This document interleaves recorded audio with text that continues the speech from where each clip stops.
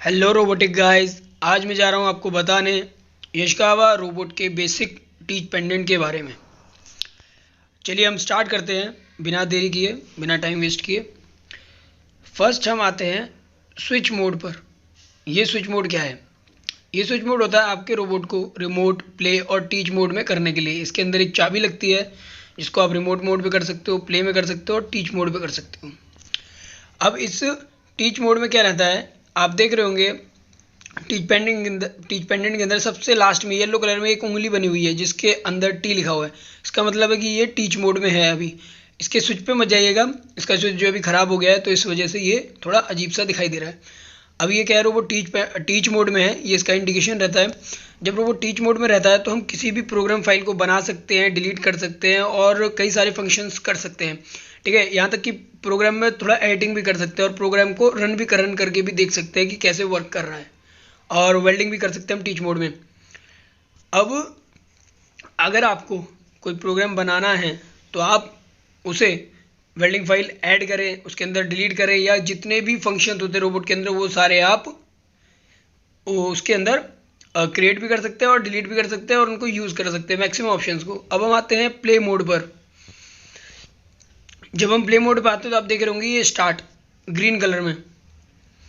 अब play mode के अंदर क्या रहता है, प्ले मोड के अंदर हम प्ले मोड के अंदर रोबोट को सिर्फ जो प्रोग्राम ऑन है उसको रन कर सकते हैं और कुछ लिमिटेड फीचर्स रहते हैं जिनको हम इनेबल कर सकते हैं।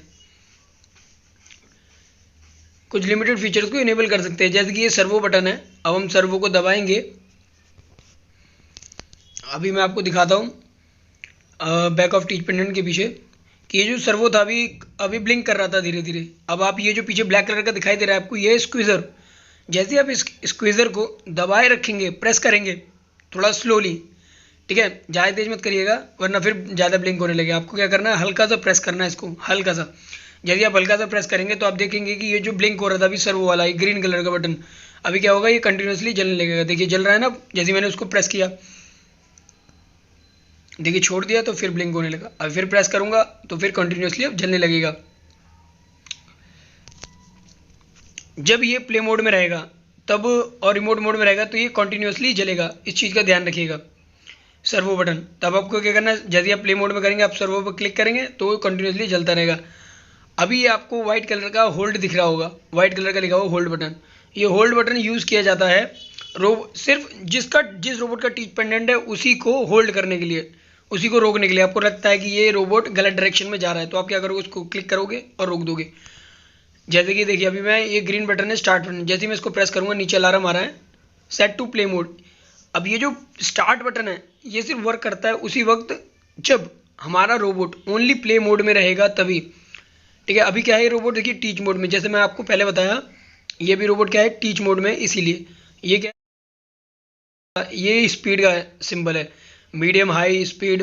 एक इसमें रहता है लो, मीडियम, हाई, और एक रहता है इंचिंग ऑप्शन, आई करके आता है।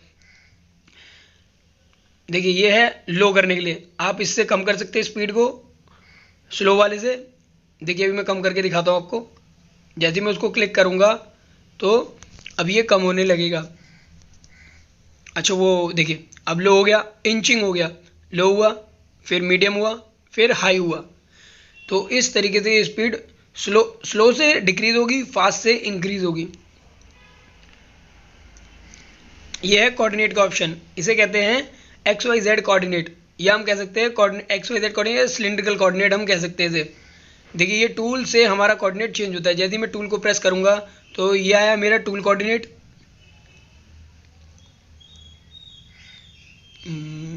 हाँ ठीक है, ये आया मेरा यूजर कोऑर्डिनेट। ये कुछ और भी कोऑर्डिनेट्स हैं मैनुअल के हिसाब से। जॉइंट कोऑर्डिनेट, इस जॉइंट कोऑर्डिनेट में क्या रहता है, जब आप टीसीपी करते हैं या कोई भी प्रोग्राम रन करेंगे तो आप जॉइंट कोऑर्डिनेट में करेंगे हमेशा। इससे क्या होगा, पर्टिकुलर एक्सेस को हम मूव कर सकते हैं जॉइंट कोऑर्डिनेट, मतलब इसको कोऑर्डिनेट को क्लिक करके। ये जॉइंट कोऑर्डिनेट का सिंबल है। और ये है रोबोट का, अगर आपका रोबोट एक्सटर्नल एक्सेस मतलब फिक्चर, रोटेटिंग फिक्चर से कनेक्ट है तो यहाँ पर फिक्चर का भी ऑप्शन शो करेगा। अभी क्या है, रोबोट में सिंगल रोबोट अटैच है, ये क्या है, कंट्रोल ग्रुप R1 है इसका सिर्फ। R1 मीन्स कि रोबोट जो है, मतलब ये जो ग्रुप है सिर्फ R1 सिंगल रोबोट है, किसी इसके साथ कोई एक्सटर्नल एक्सेस कनेक्ट नहीं है, इसीलिए तो इस चीज़ का खासकर ध्यान रखिएगा। जब आपका रोबोट किसी एक्सटर्नल एक्सेस से मतलब जुड़ा हुआ होगा तो यहाँ पर R1 करके शो करेगा। अब ये जो मैं शो कर रहा हूँ उंगली से अपनी, ये एक्सटर्नल इमरजेंसी, ये इमरजेंसी रहती है अगर आपके दोनों रोबोट कहीं लड़ने वाले या कोई कुछ प्रॉब्लम करने वाले, तो दो इमरजेंसी रहती है, एक टीच पेंडेंट में रहती है, एक रहती है हमारे पास ऑपरेटिंग बॉक्स के अंदर। जैसे होल्ड को जब दबाते हैं ना तो सिर्फ पर्टिकुलर वही रोबोट रुकता है जिसका टीच पेंडेंट रहता है, पर जब हम इमरजेंसी को दबाते हैं दोनों ही रोबोट रुक जाते हैं। एक तरीके से ये दोनों को ही होल्ड कंडीशन में ले आते हैं, एकदम ही स्टॉप करते हैं, इसलिए हम इसे एक्सटर्नल इमरजेंसी बोलते हैं, रेड वाले को।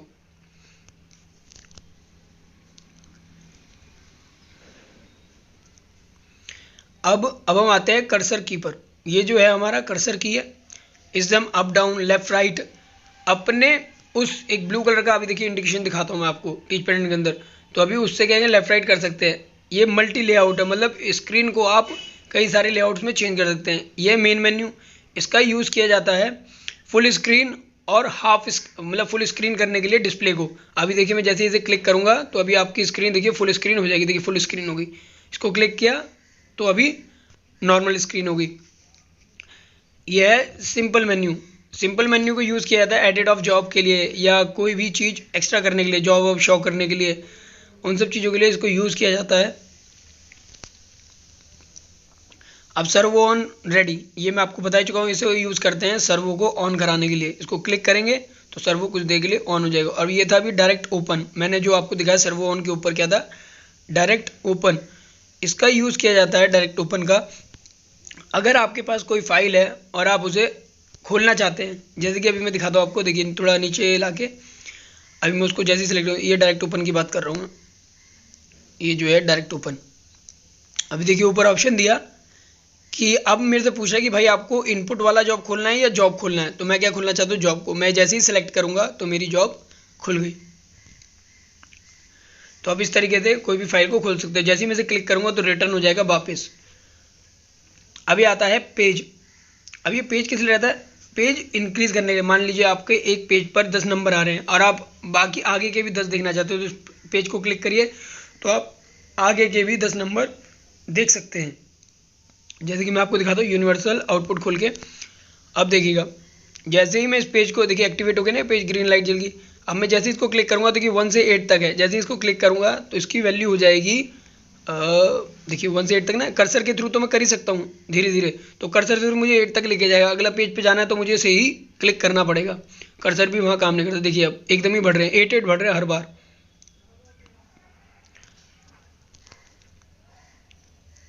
अब आते हैं सेलेक्ट पर। जैसे ही मैं इसको सेलेक्ट करूँगा, अब इससे क्या रहेगा कि हमें जहाँ पे जिस पेज पर डायरेक्टली जंप होना है तो हम उसे सेलेक्ट करेंगे, इधर वाली वैल्यूज को आउट 00 टाइप को कहीं भी जाकर जिस पेज पर आना है उस पेज को टाइप करेंगे और उसी पर हम आ जाएंगे।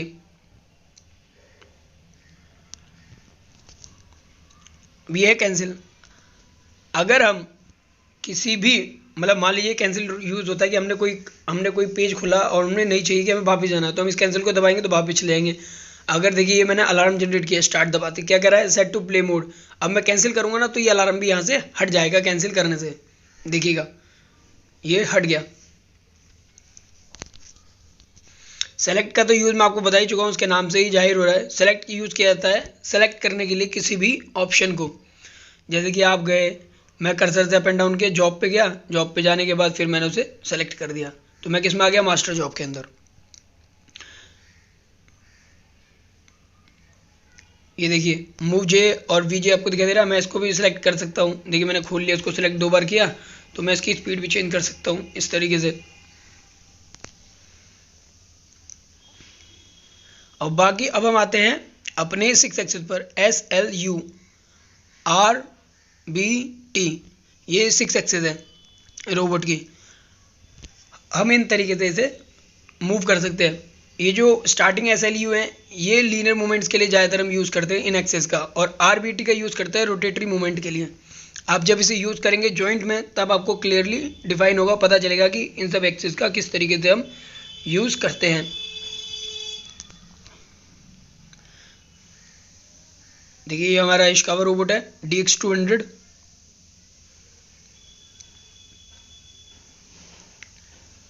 आप देख सकते हैं ये जो रोबोट है DX200 के थोड़े ज़्यादा अच्छे फीचर्स हैं बेटर कंपेयर टू DX100।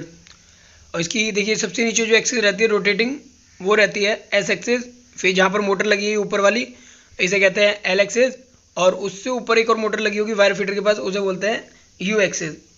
फिर RBT ऐसे ही आगे बढ़ती चली जाती है। मेरा आप पिछली वीडियो भी देख सकते हैं जिसके अंदर मैंने आपको बताया हुआ है कि किस तरीके से ये हर एक एक्सिस मूव करती है। देखिए ये हाई स्पीड यूज़ होती है। अगर आपका रोबोट आप चाहते हो कि एकदम ही हाई स्पीड में भी यूज़ कर सकते हो डायरेक्टली करके, और आपको चाहिए कुछ पॉइंट पर आपको प्रोग्राम जल्दी रन कराना है तो आप हाई स्पीड करके उसे डायरेक्टली यूज़ कर सकते हो। पर ध्यान रखिए कि जो हाई स्पीड का बटन है सिर्फ लो मीडियम हाई पर ही यूज़ होता है। अगर आपने उसे इंचिंग कर रखा है तो ये हाई स्पीड का बटन वहाँ पर वर्क नहीं करेगा। ये इंचिंग जो है ना, इस इंचिंग पर हाई स्पीड का बटन वर्क नहीं करेगा। इस चीज़ का खासकर ध्यान रखिएगा, क्योंकि कई लोगों को पता नहीं होता, इंचिंग पे कर दे तो हाई स्पीड दबा के अपनी एक्सिस को घुमा रहे हो तो बहुत माइनर सा मूवमेंट होता है इंचिंग में, पता ही नहीं चलता कि हो रहा है मूवमेंट। आप लो एक्सिस पे करेंगे, ठीक है ना, लो स्पीड पे करेंगे तो क्या होगा, बड़ी तेज तेज मूवमेंट होगा एकदम ही।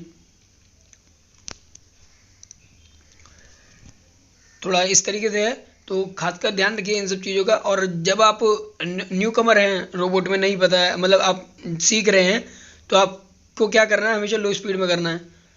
देखिए ये शिफ्ट देख रहे हैं आप, शिफ्ट का यूज़ मैं पिछली वीडियोस में बता चुका हूँ, जहाँ पर आपको मिलेगा कि किस तरीके से इंटरपोलेशन को चेंज करें। और इंटरलॉक और टेस्ट स्टार्ट को यूज़ करते हैं किसी भी प्रोग्राम को रन करने के लिए। आज के लिए बस इतना ही, वरना वीडियो ज़्यादा लंबी हो जाएगी। अगर मैं कोई टॉपिक मिस कर देता हूँ, बता नहीं पाया, छोड़ चुका हूँ, तो आप मुझे कमेंट सेक्शन में कमेंट करके पूछ सकते हैं। आज के लिए बस इतना ही, चलिए बाय बाय, मिलते हैं नई वीडियो में नए टॉपिक के साथ।